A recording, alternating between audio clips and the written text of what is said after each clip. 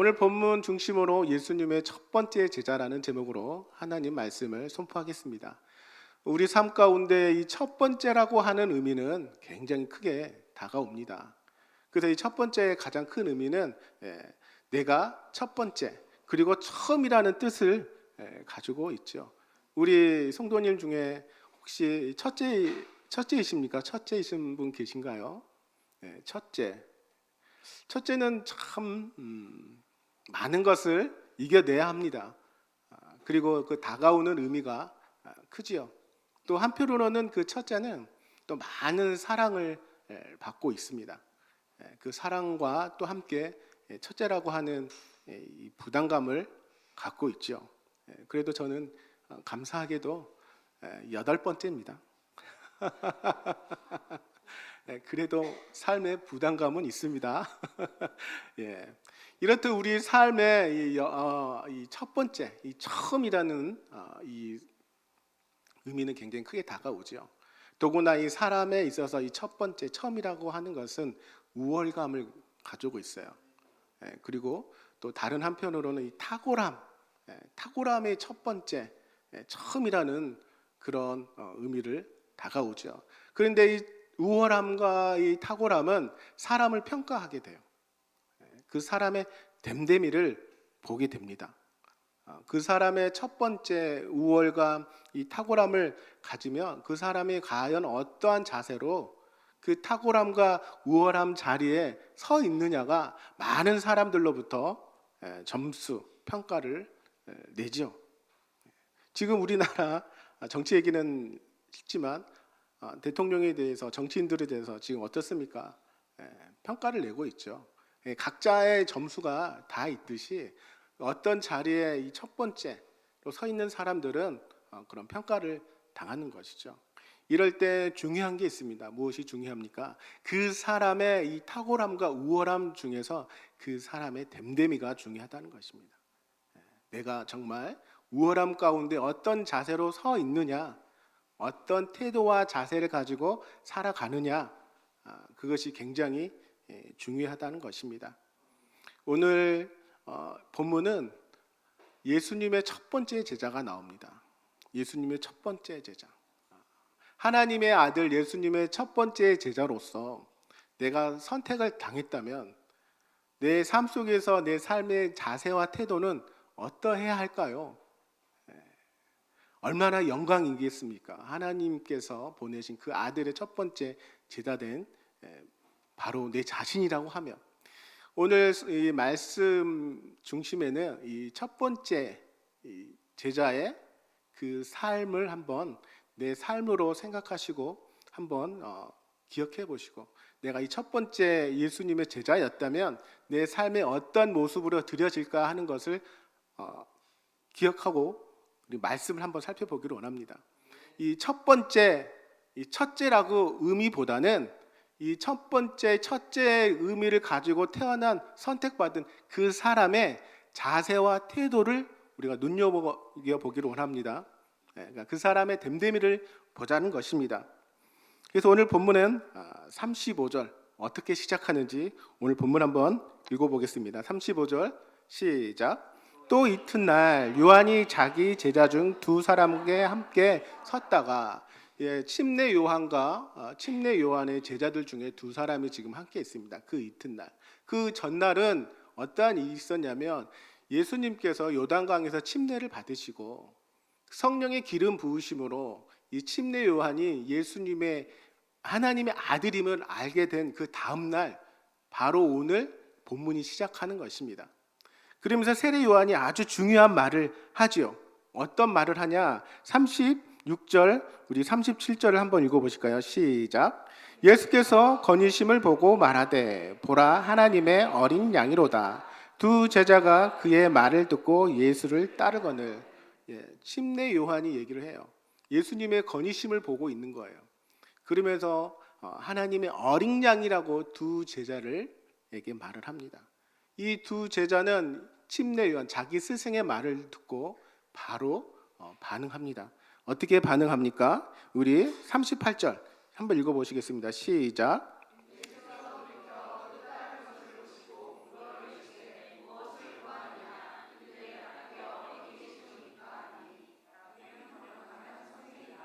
아멘. 두 제자가 예수님의 뒤를 따라요. 예수님 뒤를 따르면서 예수님이 뒤따라오는 인기척을 느꼈겠죠. 그러면서 질문을 합니다. 무슨 질문을 합니까? 무엇을 구하느냐? 이 말은 무엇을 찾느냐? 너희는 지금 무엇을 찾느냐라고 얘기하죠. 이 질문은 예수님께서 처음으로 이 땅에 오셔서 우리 인간들에게 처음으로 하는 질문입니다. 너희는 무엇을 찾느냐? 우리 성도님들은 지금 무엇을 찾고 계십니까? 내가 찾고자 하는 것을 어디 찾습니까? 이 예수님의 질문은 우리 인간의 이 본질을 깨닫는 질문입니다. 너희는 무엇을 찾느냐? 무엇을 구하느냐? 라고 대답하죠. 이럴 때 이 예수님이 쫓았던 이 두 제자들의 반응은 어떠합니까? 아주 간단하게 반응하죠. 그 질문의 대답이 아니라 역 질문을 합니다. 38절 하반절에 보시면 랍비여 어디 계시오니까 라고 물어봐요. 그러니까 예수님 지금 어디서 묵고 계십니까? 어디서 묵고 계시고 어디서 살고 계세요? 이 질문인 것이죠. 그러니까 이 질문 안에는 예수님, 저희도 예수님의 제자가 되고 싶습니다라고 하는 깊은 마음속 질문이 담겨 있는 것이에요. 그래서 예수님께서 얘기하는 것이죠. 예수님께서 뭐라고 말씀하십니까? 39절 상반절에 보시면 다 같이 시작. 예수께서 이르실 때 와서 보라. 와서 보라는 것이에요. 아주 짧게 예수님 대답하십니다. 예수님 원래 말을 길게 안 하세요. 와서 보라. 그러니까 너희가 찾는 이가 내가 맞다면 너희가 와서 직접적으로 보라는 것이에요. 예수님을 경험해 보라는 것입니다. 체험해 보라는 것이에요. 그리고 나의 말을 들어보라는 것입니다. 나의 가르침을 들어보라는 것이에요. 두 눈으로 확인하고 들어보고 대화하고 그런 것을 지금 초대하고 있는 것이에요. 많은 사람들 예수께 질문했을 때 예수님 다른 말 하지 않습니다. 와서 보라는 것입니다. 세상에서 나를 찾을 때에 예수를 찾을 때 다른 말 하지 마시고 와서 보라. 늘 와서 보시기 바랍니다. 우리가 온라인으로 예배를 드리는 것도 좋지만 현장에 나와서 예배한 가운데 와서 보시기 바랍니다. 와서 경험하고 와서 체험하고 이 자리에서 하나님을 높이는 것이죠. 와서 보라는 것입니다. 그럴 때 예수님께서 뭐라고 말씀하십니까? 이 예수님의 제자들 아직 아무도 없어요. 그러면서 이 예수께서 뭐라고 하십니까? 39절 하반절을 보시면 그 때를 정확하게 지금 말씀하십니다. 39절 하반절에 보시면 시작. 그러므로 그들이 가서 계신 데를 보고 그날에 함께 거하니 때가 10시쯤 되었더라. 정확하게 지금 10시라고 기록하고 있어요. 오늘날 우리 시간으로 하면 오후 4시입니다. 오후 4시부터 이 두 제자들은 예수님과 함께 거하고 있는 것이죠.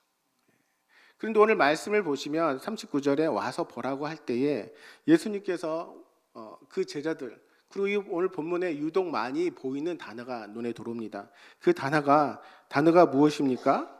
바로 보라랍니다. 보라. 오늘 성경 본문 한번 살펴보시기 바랍니다. 제가 몇 번이나 있는지 말씀을 보라 이 말씀 드려볼 테니까 잘 한번 체크 한번 해보시기 바랍니다. 36절에 보고 보라가 있습니다. 그리고 38절에 보시고 그리고 39절에 와서 보라고 말씀하셨죠. 그리고 나서 계신 데를 보고 42절에 마지막 절에 보시고. 그러니까 예수님 앞에 우리가 나아갈 때에 예수님을 보는 것입니다. 그분을 만나는 것이에요. 오늘 우리 삶 가운데 어렵고 힘들지만 예수님을 보시기 바랍니다. 그 예수님을 보실 때에 우리 삶의 경험이 되고 체험이 되는 것이죠. 늘 예수님을 만날 수 있도록 볼 수 있도록 예수님을 찾으시기 바랍니다. 그러니까 세상에 어느 이 종교를 만든 사람들은 자신을 초대하지 않아요. 그냥 도를 가르칠 뿐이에요. 그러나 예수님은 유일하게 우리를 초청하고 계시는 것이죠. 오라는 것입니다. 교회로 오시기 바랍니다. 세상으로 나가시면 안 되고 세상의 도에 이끌려 나가시면 안 된다는 것이에요. 요즘 세상에도 도를 아십니까 하시는 분들이 너무 많죠. 거기에 끌려가지 마시고 우리가 거하고 찾을 분은, 만날 분은 오직 예수 그리스도 오셔서 보시기 바랍니다. 그러면서 그날 함께 머물렀어요. 이 함께 예수님을 보고 이 머물렀다고 하는 것이 굉장히 중요해요. 요한복음에서. 그래서 이 사도 요한이 이 요한복음에서 이 머물다, 거하다 이 말이 112번이나 사용되는데 이 요한이 쓴 요한복음 또 요한 1서, 2서, 3서, 요한계시록 총 66번이 나온다는 것입니다. 그러니까 예수를 쫓던 두 제자는 예수님과 함께 머물면서 거하는 것이에요. 어떻게 머물렀냐? 오늘 이 요한복음에 가장 중요하다고 할 수 있는 어떤 그 두 제자가 따르는 삶의 태도, 자세가 이제 여기서부터 나오는 것입니다. 즉 따르다인 것입니다. 따르다. 그리고 그 따르다 하는 것도 오늘 본문에 보시면 37절에 한번 나오죠. 한번 말씀 한번 제 얼굴만 보지 마시고 오늘 본문 말씀 한번 읽어보실까요? 37절에 두 제자가 그의 말을 듣고 예수를 따르거늘, 침례 요한의 그 스승의 말을 듣고 예수를 따르죠. 그리고 38절 예수께서 돌이켜 그 따르는 것을 보시고, 그 따르는 것과 보시는 것이 지금 같이 되는 것입니다. 그리고 40절 요한의 말을 듣고 예수를 따르는 두 사람, 계속 따르는 것입니다. 그리고 오늘 본문 말씀은 아니지만 43절 이튿날 예수께서 갈릴리로 나가려 하시다가 빌립을 만나 이르시되 나를 따르라. 그러니까 예수님의 이 제자도는 함께 머무는 것입니다. 함께 머물고 예수님을 따르는 것이에요. 이 예수님을 따르고 머물다 하는 것이 요한복음에서는 얼마나 중요한지, 그 요한이 무엇 때문에 이렇게 강조하고 있는 것을 우리가 더 구체적으로 살펴보겠습니다. 그래서 오늘 보면 1장 39절에 머물다고 하는 것은 예수님 곁에 머무는 것이에요. 세상의 곁에, TV 앞에, 다른 곁이 아니라 예수님 곁에. 39절 예수께서 이르시되 와서 보라. 그러므로 거하니, 같이 예수님 곁에 거하는 것이에요. 머무는 것입니다. 그리고 예수님 앞에 머물다고 하는 것은 예수님 안에, 이 안이라는 뜻은 요한복음 6장 56절 한번 우리 다 같이 한번 읽어보실까요? 시작. 내 살을 먹고 내 피를 마시는 자는 내 안에 거하고 나도 그의 안에 거하니. 머물다는 예수님 곁에 안에 거하는 것이에요. 그리고 또 우리가 어디에 거해야 됩니까? 예수님 말씀 안에. 요한복음 8장 31절 시작. 그러므로 예수께서 자기를 믿은 유대인들에게 이르시되 너희가 내 말에 거하면 참으로 내 제자가 되고. 예수님 말에 거하면 우리가 늘 예수님 말에 거해야 되는 것입니다. 항상 하나님의 말씀을 늘 습관적으로 읽으시기 바랍니다. 습관적으로 읽으셔야 돼요.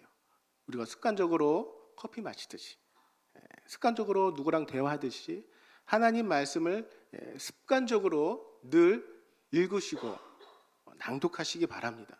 이게 예수님 안에 머무르는 것이에요. 그리고 중요합니다. 다 중요하지만 예수님 사랑 안에 거하는 것입니다. 머무르는 것이죠. 요한복음 15장 9절 한번 읽어보실까요? 시작. 아버지께서 나를 사랑하신 것 같이 나도 너희를 사랑하였으니 나의 사랑 안에 거하라. 얼마나 멋집니까? 우리가 예수님 제자가 된다는 것, 예수님을 따른다는 것, 예수님을 머문다는 것은 예수님 곁에, 예수님 안에, 말씀 안에, 그리고 사랑 안에 거하는 것입니다. 그것이 우리가 제자가 따라야 할 자세와 태도입니다. 항상 하나님 곁에, 예수님 곁에, 말씀 안에, 그리고 사랑 안에 거하시기 바랍니다. 사랑하면 다 잊지 말라고 해도 있어요. 보니까. 저는 꼭 그렇지는 않지만 저희 아내가 너무 좋습니다. 아멘이. 예. 즉 제가 말씀드리고 싶은 것은 사랑하면 옆에 있고 싶다는 거예요. 예. 머물고 싶다는 것입니다. 그 자리, 그 주변에. 지금 예수님께서 오늘 말씀해 보시면 36절에 예수님께서 건의심을 보고 건의실다. 예수님께 거기를 주변을 눈에 거슬리는 게 아니고 건의셨을까요? 보라는 것이에요. 그래서 누가 봤습니까? 침례 요한이 봤어요. 즉 누군가를 찾고 있는 거예요.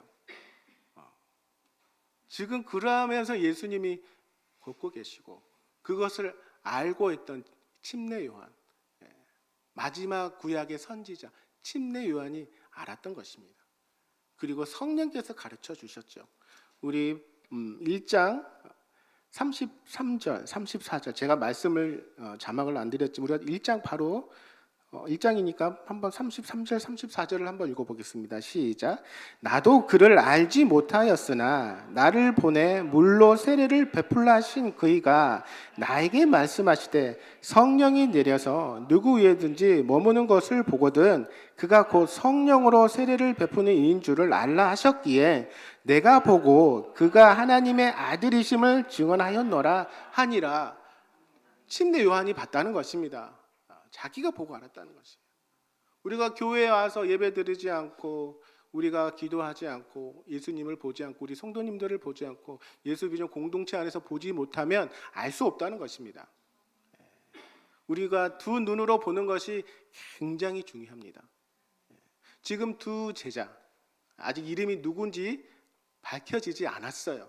그러나 우리 성도님들은 그 첫 번째 제자가 누구인지 잘 알고 계실 것입니다. 자, 이 두 제자가 침례 요한의 스승의 말을 듣고 따르고 머물고 이제 그 다음의 행동으로 한번 넘어가 보겠습니다. 그래서 이 예수님 이 말씀 한 가지 더 하고 가야겠네요. 이제 예수님께서 십자가에서 죽으시고 부활하셨죠. 그때 예수님의 제자들은 다 흩어졌습니다. 그리고 나서 갈릴리 바닷가로 가시죠. 거기서 베드로를 만납니다. 그 시리에 빠졌던 베드로, 예수님을 3번이나 부인했던 그 베드로. 그 앞에 섰을 때 예수님은 베드로에게 3번 질문하시죠. 너는 나를, 요한의 아들 시몬아, 나를 사랑하느냐? 한 번도 아니고 3번 질문을 받았을 때 이 베드로의 심정은 어떻겠습니까? 그렇게 다짐하고 그렇게 맹세했던 베드로가 3번이나 부인하고 도망가 버렸으니 그때 예수님께서 베드로에 대해서 사랑하느냐 질문하시고 그리고 나서 베드로 네가 어떻게 죽을 것이라고 하는 거에 대해서 말씀하시죠. 그러면서 요한복음 21장 19절 한번 읽어보실까요? 오늘 말씀 시작. 이 말씀을 하심은 베드로가 어떠한 죽음으로 하나님께 영광을 돌릴 것을 가리키심이더라. 이 말씀을 하시고 베드로에게 이르시되 나를 따르라 하시니. 예수님은 끝까지 뭐라고 말씀하십니까? 나를 따르라. 예수님은 어떠한 환경과 상황 속에서도 그 3번 부인한 베드로조차도 포기하지 않으시고 나를 따르라 말씀하십니다. 나를 따르라. 이 험난한 이 세상 가운데 우리가 따라야 할 분은 누구시겠습니까? 바로 예수 그리스도. 예수 그리스도만 따르시기 바랍니다. 끝까지. 그러니까 이 지금 우리가 말씀 가운데 예수님의 제자들 그 삶의 태도와 자세는 끝까지 예수님 안에 거하면서 예수님을 따르는 것이에요. 따르는 것. 이게 쉽지 않습니다. 내 삶이 이렇고 어려운데 먹고 살기 힘든데 예수님을 따른다는 것. 그 따른다는 것은 내 삶을 포기하는 것이에요. 오직 십자가를 바라보고 그 길만 올곧이 가는 것입니다. 이 세대에 예수님을 믿는다는 것은 솔직하게 어떤 의미를 우리에게 주는지를 곰곰이 생각해 보셔야 돼요. 첫 번째 드렸던 그 질문, 내가 예수님의 첫 번째 제자였다면 내 삶 가운데 내가 어떤 태도와 자세를 가지고 살아낼 것인가 하는 이 세대에 우리 그리스도인들이 가져야 할 질문이라는 것입니다. 예전과 우리가 신앙생활하기가 많이 달라졌어요. 그러한 상황 가운데 내가 예수님의 제자, 이런 상황 가운데 어떻게 내 삶이 마감하는 그날까지 예수님을 따라야 할 것인지, 내가 정체성에 확립이 안 되면 넘어집니다. 이 베드로처럼 떠나가요. 흩어져요. 제자들처럼. 물론 다시 예수님이 찾아가시겠지만 그 과정이 너무 힘들다는 것이죠. 그래서 참 제자란 교회 다녀서만 제자가 아니라, 예배 드린다고만 해서 그리스도인이 되는 것이 아니라, 내 삶 가운데 예수님의 질문에 대한 내가 답할 수 있어야 된다는 것입니다. 어떤 환경과 상황 속에서도 저는 예수님을 따르겠습니다 라고 하는 내 신앙의 고백이 있어야 된다는 것이죠. 이런 삶, 우리가 끝나는 그날까지 예수님을 따르는 우리 모두가 되기를 축복합니다. 그리고 나서 이제 드디어 이 침례 요한의 두 제자의 이름이 밝혀집니다. 누군지 한번 우리 다 아시겠지만 본문 40절, 우리 42절을 계속 읽어보겠습니다. 시작.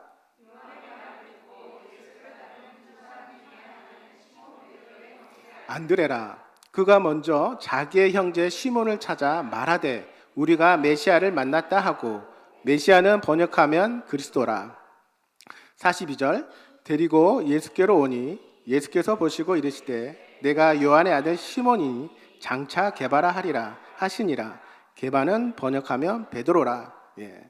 예수님의 이 첫 번째 제자가 누굽니까? 안드레입니다. 안드레. 참 이름도 기가 막히죠. 예수님의 말을 잘 안 들을 것 같은데 제일 첫 번째가 됐다는 것입니다.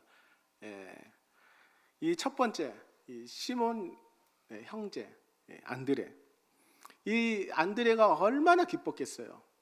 그러면서 누구를 제일 먼저 찾아갑니까? 형 베드로를 찾아갑니다. 말했겠죠. 형, 우리가 드디어 메시아를 만났어 라고 소리쳤을 거예요. 제가 이렇게 수줍게 예치지만 안드레는 엄청난 큰 감격과 감동으로 형한테 이렇게 얘기를 했을 거예요. 막 소리를 쳐, 집이 떠나갈 정도로 소리를 질렀겠죠. 얼마나 기뻤을까요? 그 메시아를, 그리고 구약에서부터 계속 오신다고 하는 그 예수님, 그 메시아를 드디어 만났다는 것입니다. 첫 번째 제자. 이 한 제자는 이름이 밝혀지지 않아요. 오직 안드레만 여기서 이름을 밝힙니다. 끝까지 제자가 누군지 다른 제자, 두 제자라고 하는데 한 제자는 드러나지 않아요. 안드레만 여기서 이제 말을 하죠. 그래서 이 예수님을 만났다고 하는 것은, 이 본래 뜻은 예수님을 찾았다는 것입니다. 내가 예수님을 찾았어. 그러니까 이 찾았다는 것은 결국 내가 그동안에 노력을 했다는 거예요. 내가 노력을 했고 기대하고 있었고 기도하고 있었고 찾았다는 것입니다. 그랬더니 그때가 됐더니 그 찾는 사람에게 예수님이 건의심 그러면서 부르신 거죠. 이러한 역사가 있는 것입니다. 우리 삶 가운데 날마다 예수님을 찾으시기 바랍니다. 날마다 성령님을 찾으시기 바라요. 기도가 그렇게 응답이 안 돼도 10년, 20년 기도가 응답이 안 돼도 하나님의 때, 그때 응답되는 거예요. 그때까지 내가 어떠한 자세, 태도로 하나님 앞에 서느냐가 중요합니다. 아직까지는 기도의 응답이 되지 않았다면 포기하지 마십시오. 끝까지 찾으시기 바랍니다. 만나는 것입니다. 만날 때가 와요. 우리 가정의 문제, 자녀의 문제, 또 저기 전쟁이 벌어지고 있는 우크라이나와 그 팔레스타인 그 가자 땅에 그 예수님이 다시 그 땅에 평화를 주시기를 기도해야 된다는 것이죠. 우리 제자들이라면. 정말 저번 주에도 말씀드렸지만 우리는 지금 이 살고 있는 세대가 얼마나 악합니까? 벌써 전쟁이 두 나라, 그러니까 총 4나라가 벌어지고 있는 것이고, 우리는 늘 영적인 싸움으로 지금 살고 있는 것이고, 뉴스에 보면 정말 기가 막힐 그 사건 사고들이 날마다 우리 듣는 이 세대, 우리가 이 믿음 신앙을 찾고 사는 것이 쉽지 않다는 것입니다. 이제 형을 만나서 예수 그리스도를 그 메시아를 찾았다고 하는 이 안드레 얼마나 기뻤습니까? 이 안드레가 첫 번째 예수님의 제자였다는 것입니다. 이제부터 이 안드레의 태도, 자세 그것을 잘 따라오시기 바랍니다. 지금 앞부분도 중요했지만 제가 이제부터 드리고자 하는 말씀은 여기서부터 시작됩니다. 내가 예수님의 첫 번째 제자 누구였다면 과연 어떻게 예수님 앞에 그리고 앞으로의 그 제자로서 죽는 그날까지 살아야 하는지 그 삶을 들여다 보겠습니다. 이 안드레는 예수님의 첫 번째 제자임에도 불구하고 항상 엑스트라로 살았다는 것이에요. 즉 주연급이 아니고 조연급이었다는 것입니다. 아니 그래 내가 첫 번째인데 나를 어떻게 조연으로 쓰지? 기분 안 나쁘세요? 우리 성도님들이라면 우리 예수비전교회 성도님들은 다 영성이 뛰어나신 분들이라 첫 번째보다는 두 번째 그러시죠? 아멘. 그러면서 이제 이 안드레의 그 제자도가 벌어집니다. 쭉 넘어가면 이 예수님의 핵심 제자들이 있었죠. 베드로가 있고 또 야고보가 있고 요한이 있어요. 이 세자들 가운데에 첫 번째 제자가 끼어야 되는 게 당연한데 안드레는 그 그룹에 끼지 못합니다. 예수님도 첫 번째 제자인데 안드레를 같이 끼워 주셨으면 좋았을 텐데 끼워 주지 않았다는 것이에요. 그리고 안드레는 어떻게 불리느냐가 참 또 중요합니다. 오늘 말씀에 보시면 40절에 보시면 읽어보실까요? 시작. 요한의 말을 듣고 예수를 따르는 두 사람 중에 하나는 시몬 베드로의 형제 안드레라. 근데 오늘 40절은 아직 베드로가 등장이 안 해요. 이제 첫 번째 제자인데 안드레의 단독 그 이름이 나와야 되는데 그 앞에 수식어가 붙어요. 항상 따라다니는 이름 베드로. 그 형 베드로의 그늘 아래 가려져 있는 것입니다. 그래서 안드레는 성경이 곳곳에 나올 때마다 형 베드로의 이름 다음에 항상 나와요. 그러니까 주연이 아니고 조연이라는 것입니다. 그런데 안드레는 아무렇지 않아요. 아무렇지 않게 자기가 맡은 사역, 그 삶, 태도를 계속해서 예수님께 데려옵니다. 예수님을 처음 만나고 나서 누구를 제일 먼저 데리고 옵니까? 42절 오늘 마지막 말씀 한번 읽어보실까요? 시작. 데리고 예수께 오니 예수께서 보시고 이르시되 내가 요한의 아들 시몬이니 장차 게바라 하리라 하시니라. 게바는 번역하면 베드로라. 제일 먼저 안드레가 자기 형 베드로를 데리고 예수께로 오는 것입니다. 우리 삶 가운데서 우리가 전도를 하죠. 그러면 제일 먼저 누구에게 가서 예수님께 데려와야 됩니까? 우리 가족. 가족입니다. 가족 구원이 제일 쉽지 않아요. 그러나 우리가 제일 먼저 이 영혼에 대한 사랑, 그 아픔, 그 부담감이 있어야 된다는 것입니다. 그것을 이 안드레가 베드로에게 그 형 베드로에게 가서 전합니다. 우리 형제 중에 저도 그렇습니다. 가족 중에 잘 믿다가 시험 들어가지고 안 나오는 우리 형님이 계시고 정말 시험이 들었어요. 시험. 근데 그 시험도 누구에게 들었냐? 누구에게 들었겠습니까? 가족에게 시험 들었어요. 믿는 가족에게. 그러한 영혼에 대한 부담감, 저도 그런 부담감이 늘 있죠. 더구나 주의 종인데. 우리가 하나님 사랑하고 가족을 사랑할 때 제일 먼저 가족 전도하시고 그리고 우리 형제, 이웃, 그리고 우리 동네 아는 사람들 그렇게 관계 전도를 하는 것이죠. 제일 먼저 베드로를 데리고 왔습니다. 그리고 누구를 데려옵니까? 그리고 나서 두 번째 이제 아주 중요한 일을 해냅니다. 오병이의 기적을 일으키죠. 오병이의 기적을 일으킬 수 있었던 것은 안드레가 그 오병이어를 갖고 있던 소녀를 예수님께 데려온다는 것이에요. 우리 요한복음 6장 8절 9절 한번 읽어보실까요? 시작. 제자 중 하나 곧 시몬 베드로의 형제 안드레가 예수께 여짜오되 여기 한 아이가 있어 보리떡 5개와 물고기 2마리를 가지고 있나이다. 그러나 그것이 이 많은 사람에게 얼마나 되겠사옵나이까. 아직 믿음은 부족하지만 안드레는 그래도 예수님께 데리고 나왔어요. 이게 참 안드레의 사명은 무조건 데리고 나오는 것이에요. 예수님께 데리고 나오면 그 일은, 그 다음 일은 누가 하십니까? 예수님이 하세요. 데리고 나오십시오. 사랑하는 남편, 아내, 자식들 데리고 나오세요. 안드레가 되는 것이죠. 그 핵심 제자들 그룹에서 조연으로 밀려났지만 아무리 개의치 아니하고 예수님께 무조건 데리고 나온다는 것이에요. 그리고 세 번째도 아주 중요합니다. 이방인들을 데리고 나와요. 아주 거침없이. 요한복음 12장 20절 22절 말씀을 한번 다 같이 읽어보겠습니다. 시작. 명절에 예배하러 올라온 사람 중에 헬라인 몇이 있는데 그들이 갈릴리 벳세다 사람 빌립에게 가서 청하여 이르되 선생이여 우리가 예수를 배웠고자 하나이다 하니 빌립이 안드레에게 가서 말하고 안드레와 빌립이 예수께 가서 여쭈니. 또 이방인을 데리고 나옵니다.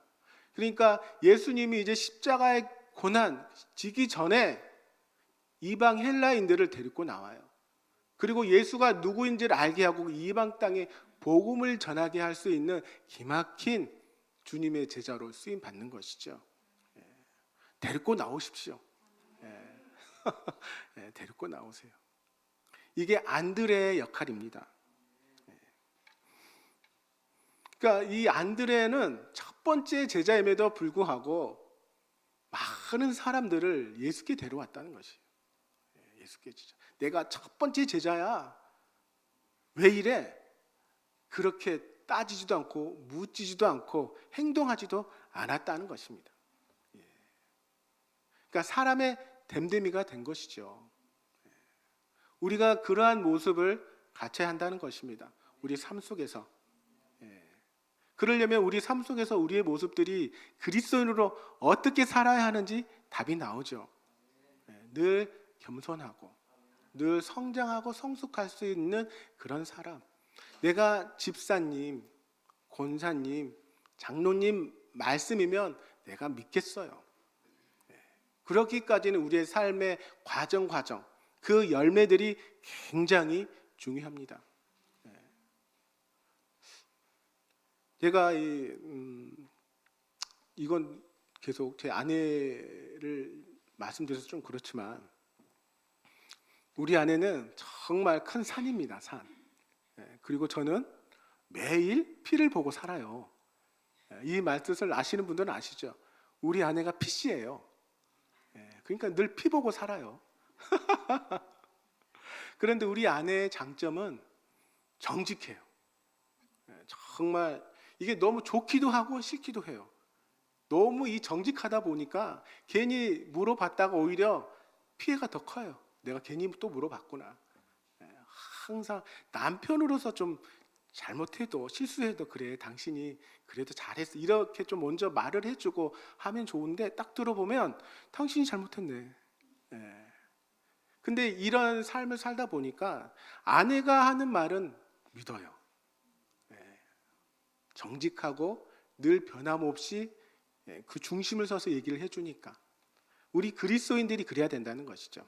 항상 변함없는 그리스도인으로서 세상에 나가서는 세상 사람이 되는 것이 아니라 교회 와서는 성도가 아니라 교회에 있으나 가정에 있으나 직장에 있으나 세상에 나가서나 우리는 늘 시종일관 똑같아야 된다는 것입니다. 안드레가 그러한 태도와 자세와 모습을 갖췄다는 것입니다. 이 안드레가 없었다면 어떻게 이방에 복음이 전해졌겠습니까? 그리고 안드레가 없었으면 이 형 베드로가 오순절 그 성령 간임날 어떻게 그 3,000명이 되는 사람들을 회개시키고 예수께로 인도했겠어요? 그리고 어떻게 그 개바라고 하는 이름을 갖게 했겠습니까? 오늘 본문 42절에 데려오니까 예수님께서 그때서 베드로를 보고 이런 사람, 그러니까 우리는 내가 큰 인물, 교회의 큰 인물, 거물이 될 것이 아니라 우리의 이 제자됨은 그런 사람 될 사람들을 데리고 오는 것입니다. 예수께 데려오는 것이에요. 내가 데려온 사람이 잘 말씀으로 양육되고 잘 성장해서 이 수많은 사람들에게 쓰임 받는 사람, 얼마나 뿌듯하겠습니까? 내 자식이 잘 키워놨더니 그렇게 세상이 좋은 일하고 하나님 이름 높이고, 부모로서 굉장히 자랑스럽죠. 그렇다고 나서지 않습니다. 안드레가 지금 그러고 있는 것이에요. 베드로, 그리고 이방인, 오병이어 기적, 안드레가 예수님께 데려오지 않았으면 이런 일들이 벌어지지 않았습니다. 우리 모두가 안드레처럼 예수님을 사랑하고 그 제자다움으로 다 데리고 오시기 바랍니다. 참 11월 첫째 주가 무슨 날이죠? 예수비전교회? 기가 막히죠. 제가 준비했어요. 이거 해주세요 이런 게 아니라, 사실 이 말씀은 저번 주에 하려고 했었는데 이상하게 저번 주에는 그 요한계시록 하고 싶고 이렇게 됐어요. 그러니까 이 말씀에 거해서 데려오십시오. 데려오셔서 함께 예배드리고 할 때 그 사람이 앞으로 예수님께 크게 쓰임받는 베드로, 오병이어의 기적을 일으키는 사람, 이방인에게 복음을 전하는 사람들이 될 것을 믿으시기 바랍니다. 그리고 이 안드레는 이제 어떻게 죽습니까? 이 사도행전 1장에 보시면 120명의 예수님의 제자들이 나오죠. 거기에 제자들 이름이 있어요. 그 이후로는 안드레 이름이 나오지 않습니다. 어떻게 사라졌는지도 나오지 않아요. 그런데 이 역사신학자 요세비우스에 의하면 안드레는 십자가의 처형을 당해요.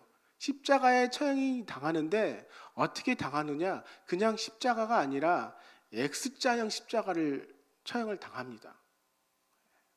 그러면서 이 스코틀랜드, 혹시 사진 볼 수 있을까요?